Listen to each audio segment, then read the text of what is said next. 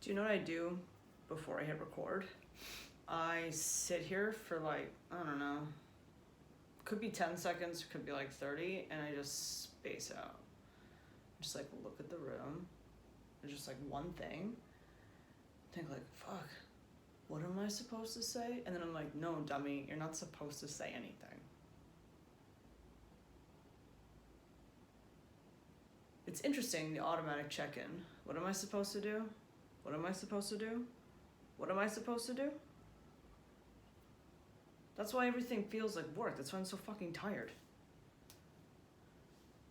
So I'm like trying to, I don't know, follow some fucking rules all the time. Is this just what happens when you almost turn 40? I am not 40 yet. As previously mentioned, in September I will be 40. I'll be 40. Am I just at that stage of life from like, I don't know. Yeah, where I don't want to fucking follow rules all the time. Am I gonna be like not wearing a bra anymore? And like, woo, I'm for wild. I'm gonna let my armpit hair grow. Good fucking thing, I got laser hair removal. Let me tell you what, as far as extravagant things and unnecessary, most people would deem that unnecessary, it is by far one of the most enjoyed, beneficial, would still make the same decision things I have ever spent money on, in addition to my Tempur-Pedic Cool Breeze mattress bed. I have the best bed in the world, and my fucking armpits do not have hair on them, nor do they ever have stubble, nor do I ever shave them. Why the fuck am I talking about this? I don't know. I guess I'll find out when I play this back to myself.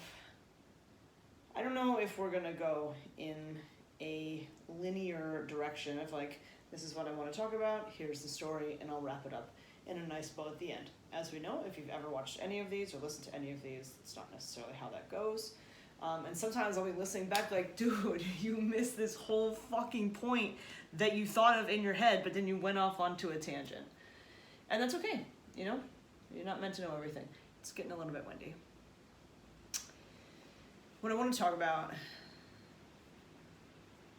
that I was thinking of earlier today,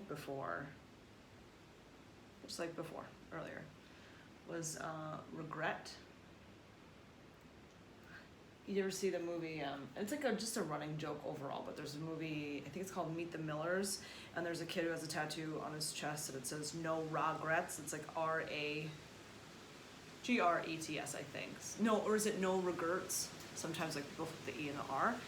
And it's just, you know, funny if you were to get a tattoo about never having regrets and then having the tattoo be wrong. It seems like you probably have regret about that. Can you hear the wind? Like, upstate New York, what is your deal?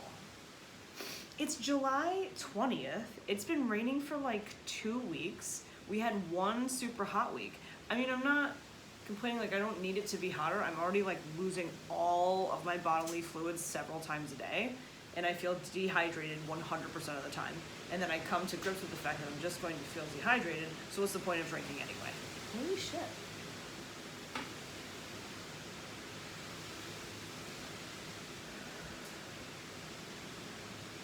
This is trippy, man. Alright, hopefully it's not too loud and you can hear me, or I might have to move, but might have to move. Regrets. I would never say that I don't have regrets. I try to find a silver lining or a lesson or something that I learned from as many things as I can, especially things that maybe didn't end well or were painful or expensive or something like that. Again, no, very happy with the armpits. Is there something in my hair? No. I certainly have regrets, and those regrets turn into rumination. Rumination is obsessive thinking about things that have already happened. It reminds me of the word marinating, ruminating, marinating.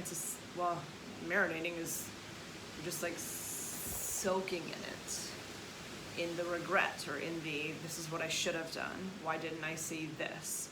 Why didn't I recognize my mental illness then? I was thinking today, so I was going through pictures. So here's what happened. So my grandmother died today. She was like 94, I want to say is my best guess. If not, maybe she just turned 95 in April. She's fucking old. And hasn't lived a great life for a while, but really ever. I don't know if she was ever happy, but I only met her when she was like 60, so, you know, who knows what happened before that. Well, that's the thing, is I know a lot of things that happened before that. So she passed today, and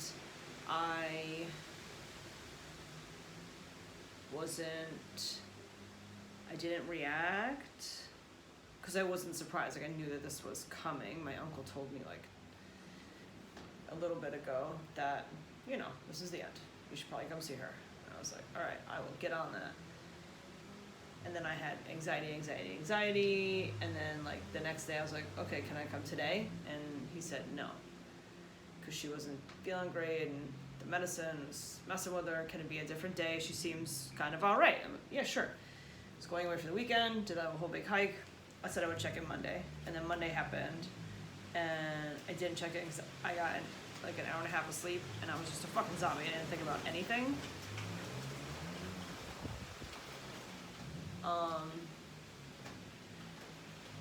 And then because I didn't check in, I had anxiety about not checking in, so I just avoided until he texted me today and said she'll get turned for the worse and she will probably not make it through to tomorrow.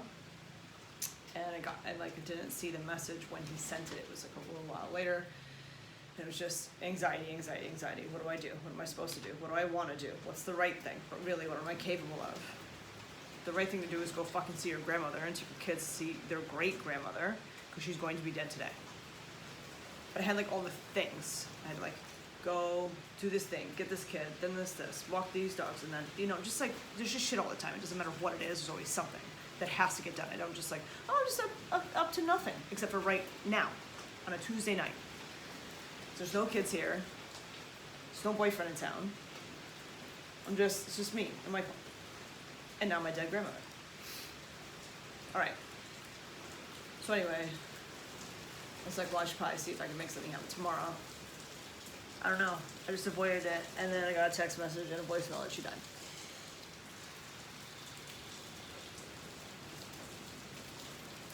And I want to go into a shame spiral about that, but this is not about me. This is what we do with grief, is we make it about us.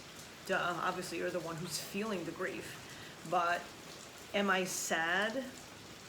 Do I feel a certain way about this particular human being not suffering anymore and have moved on from this body that, for as long as I have known her, has caused her nothing but strife, grief, pain, suffering.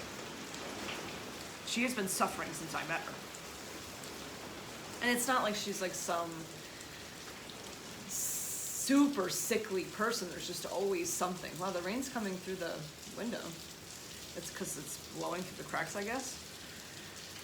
Just always something. Heart stuff, food stuff, or just always fucking something.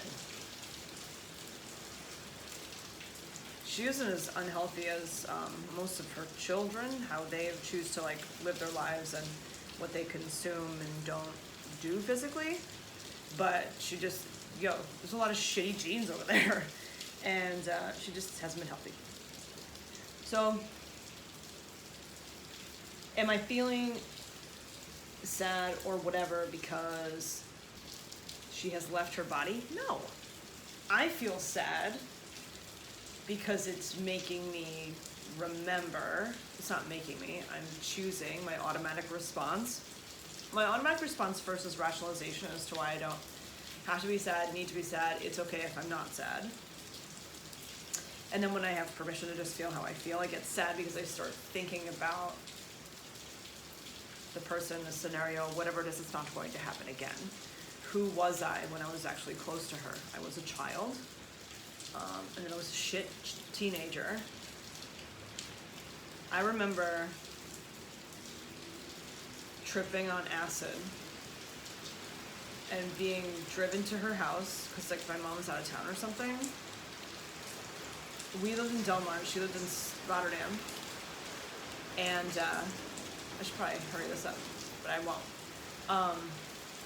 She lived in Rotterdam. Anyway, I was getting dropped off there, but I was tripping on acid. I was with Jill, and the boys that we were hanging with were gonna like hang out in Rotterdam for however long, and then we were gonna sneak out after we were supposed to be in bed and then go meet them, and that's what we did. But in that time in between, when I got there, she had like some kind of busy wallpaper on her kitchen, and I was talking to her, and I remember like seeing her face, and then all the stuff moving in the background. Let's go inside, because it's like really raining. Michael, come on. I don't know where to go. We're just gonna go. Do you want to come to the kitchen? Yeah, that's good. Okay, so, you know, I was a shit teenager, I was doing drugs, all that, and I didn't really have time for fucking anyone. Then, you know, I cut the shit, get my shit together, get married, have a family. We have like all the normal family interactions. We're not like super tight or anything, but you know, Christmas, see each other, birthdays, stuff like that. There's now a new vested interest in, you know, me because I brought more people to the party, I guess. And then so that was in the before times, before 2015. The year of, really, it's 2014. I don't know, man. I could spin off in a lot of directions that I already have. I spent the last like few hours spinning off. What if this? What if this? And that's me ruminating and feeding into my regrets. But then needing to make myself feel better about it, I just turned the regret into resentment. Because it's easier to be mad or angry or, just upset rather than sad. Sad is like the worst. In case you couldn't tell. You ever see somebody like totally overreact about something? It's not about the thing. I mean, part of it is, but a lot of it is just pent up, stored anger. Like if you don't allow yourself to feel anything at all, shit's going to bubble up to the surface and it's going to explode, and it might explode in an inappropriate area and on inappropriate people.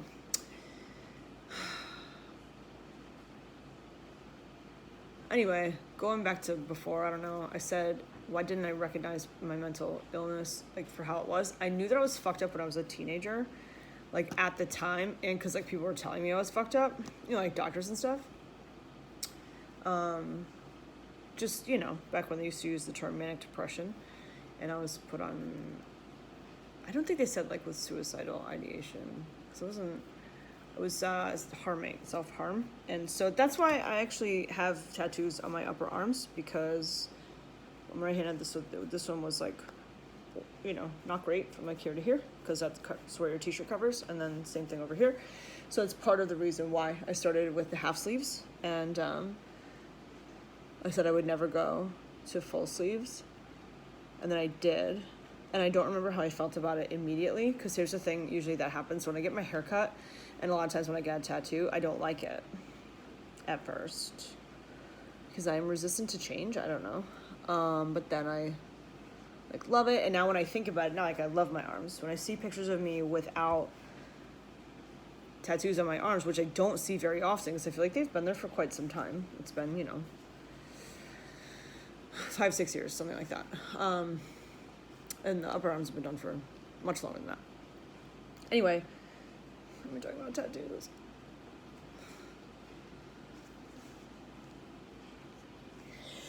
Something new. I don't like it. Self-harm. Yes. I'm not a yes for it. I just remembered what I was talking about. So I knew that I was fucked up when I was a teenager, and then I thought I like had my shit together when I got into a relationship. Like, obviously, I'm okay because I can maintain this relationship with this person I can't fucking stand. I'm talking about my first boyfriend, whose name was Ian, which is funny because then I married a different person named Ian.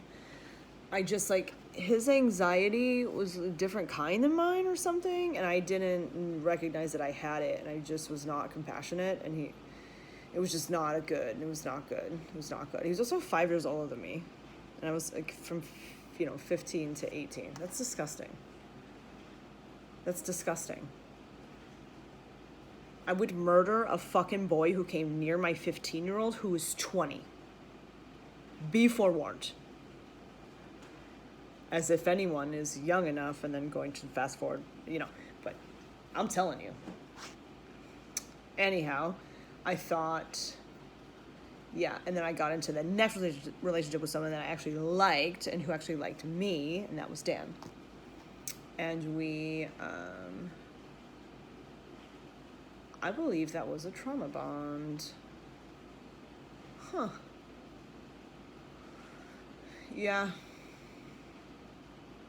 It was just cardboard lamp. We were just existing. But I thought that's how we were going to be existing indefinitely, and then that was not the case.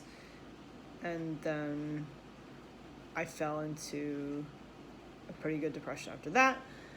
But then I came out and I was like, fuck this shit. I don't want to be sad no more. Wait, I don't got to be sad no more? And then I was pretty good. It was good for a long, long time. And I thought I was good for a long time because I wasn't depressed. But my anxiety was super active and I didn't notice it everywhere. Or I do notice it, but when I look back at things and tell myself I used to be fine, I forget to look at the fact that I could not drive on the thruway.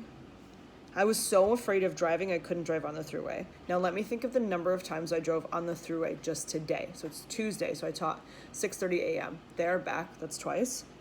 I went to the gym at noon, there, back, that's twice. 4 times. Is that it? I was gonna go back for another class. That would have been 6 times on the thruway today, and that's a normal day. I do have anxiety about driving, which I have discussed, and if I've ever been in your car, you know it, and I feel really bad when it happens, especially when someone's not used to it. Like, I never let Chris drive, so the last time he drove, it was a fucking monsoon raining, and we're driving on the thruway, and he drives way too fucking fast, but he's also just someone else who's driving, and I am silently freaking out over here on the right, but I'm having physical reactions because I can't fucking help it, and I can see him just, like, taking it personally, because I would too. Well, if it's my mom though, I'm like, chill the fuck out, I got this. And she can have all her reactions that she wants because I realize that it's not about me. And it's, anyway. Driving. Anxiety. And then somehow, I worked through that. But my anxiety was everywhere. I saw a therapist for a period of time when I was pregnant with Olivia because I was so anxious about just like, this person is getting bigger and then she's going to come out of my body and then I don't know what to do. All of that is very scary. What the fuck am I doing? I was terrified the entire time, and you know what? I am still terrified. Oh my God, I'm terrified. Is that a sign of good parenting or just radical anxiety? Is it radical? Just all these notifications. Shut up. Okay, let's get back on it. All right. So, processing, looking back, taking up memories of my grandmother. What was it like? What am I attached to? What am I afraid of? I was afraid of a service. I was like afraid of it. Like, oh, I don't want to go. I don't want to go. Because then that means I'm going to have to see, like, I don't know who I'm going to see. I will be in an uncontrolled environment. Way out of my comfort zone. I would be much more comfortable in a room of strangers. I am more comfortable in a room of strangers. Because I can, I can show the strangers what I want them to see. But also, it's the mirror of I don't like it. I don't like it. I don't like it. I don't like it. And I don't know why. I really don't know why I don't like it so much. I don't know why I'm having this like visceral feeling of like, not like, the only word that keeps like shouting in my head is danger, but it's not, I don't feel like danger, like someone's gonna kill me. Just like, watch it. You have to stay far away from here. Like I dug myself out of that hole. Now I understand why my mom moved. My mom lives in North Carolina, but like, I don't know. I honestly, I hate that. I hate it. She moved like 5 years ago to Alabama, then Florida, now North Carolina. It's fucking far. And I haven't even been there yet because of COVID. And I was just talking about it today. So my daughter Olivia is in summer school.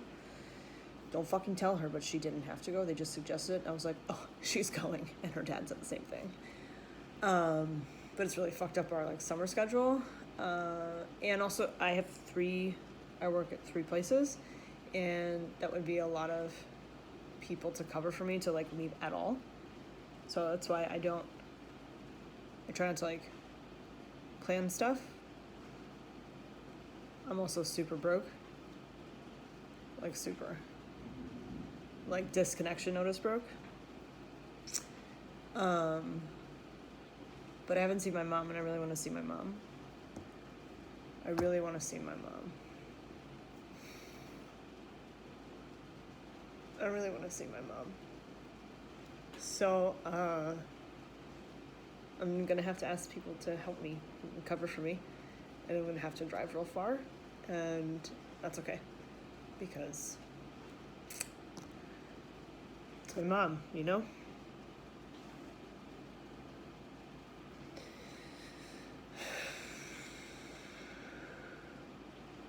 Anyway. So there isn't a service. They're not going to do a service. And I selfishly felt relieved, but also concerned that if there isn't a service, then I can't get credit for showing up to the service, even if I don't want to go. It's exactly how I started this talk. Is what am I supposed to do? I would go because I'm supposed to go, not because I find meaning in that ceremony. It would be for approval of other people. Whatever I got between my gram is between me and my gram.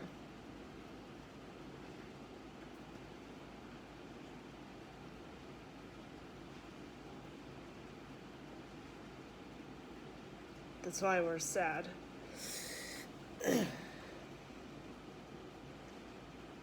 It's not the other person. I mean, it is, but it's also, like her death is her freedom from her body, but her death is like,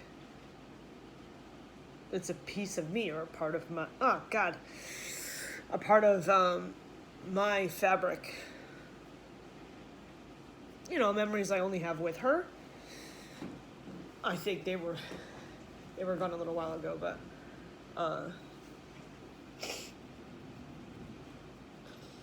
yeah, man. Grief is wild. And so is anxiety and depression, and how they perform a dance together. It's pretty cool. I feel like, I don't know, I'll discover good things, beneficial things at least. My initial response is like, yo, you really fucked up your life, kid. Like going through a whole photo vortex. So I used to have a Android phone, not Apple.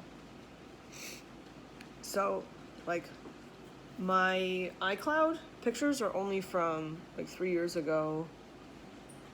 They go back 3 years ago.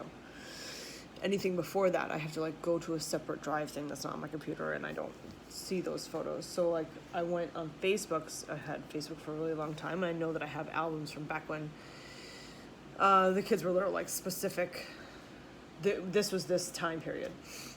And I'm so glad that I did that. And I'm so glad that I'm doing this, because I don't remember things. I don't remember things. I can't remember. And I know that I feel like I'm fighting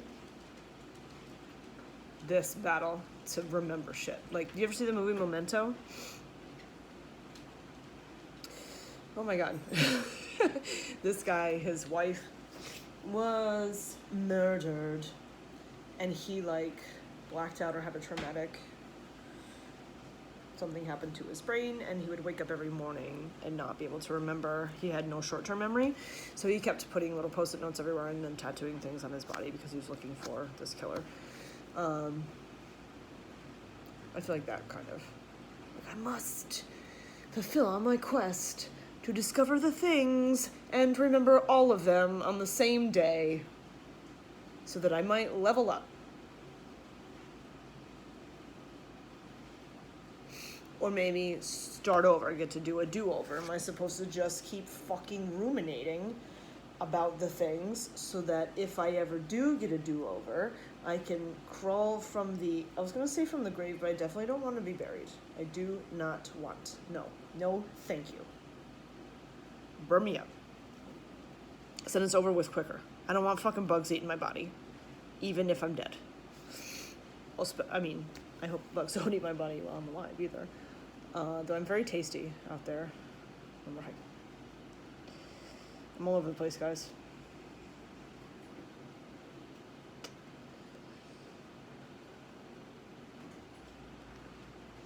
The conclusion that I don't know, come to, typically, about my regrets is some sort of compassion for myself and recognizing that I don't have self-worth, and that's why I sabotage good things, because I don't think that I deserve it, and it's just like tricking me. So just, send a grenade in and then live with the crippling guilt for the rest of your life.